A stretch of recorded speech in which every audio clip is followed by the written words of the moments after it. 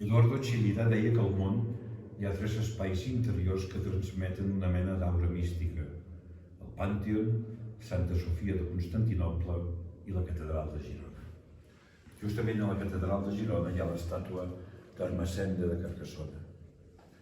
És coneguda la descripció que George Steiner en va fer d'un viatge a Girona que queda reflectit a Errata, una vida examen, i que al cap d'uns anys, en una visita a la universitat, va refermar.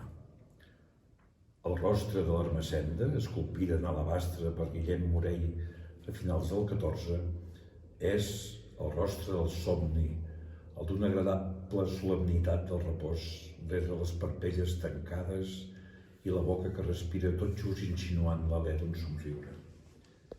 Steiner, quan escriu somriure, s'adona que no és la paraula que descriu millor el gest mortuori d'Ermessenda. Diu: és de l'interior de la pedra tallada d'on emergeix un secret de llum, de comiat reticent. Després parla d'abstracció sensual i d'economia de línies i la compara amb les peces arrodonides i llises com la de la musa dormint i els encaixos necessaris indissolubles de Brancusi. I clou l'elogi de l'escultura de Morell amb una comparació esgarrifosa. La bellesa absoluta és la convidada de la mort.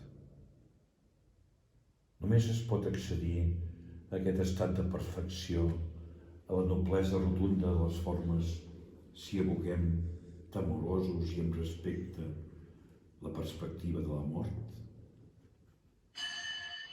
Potser sí.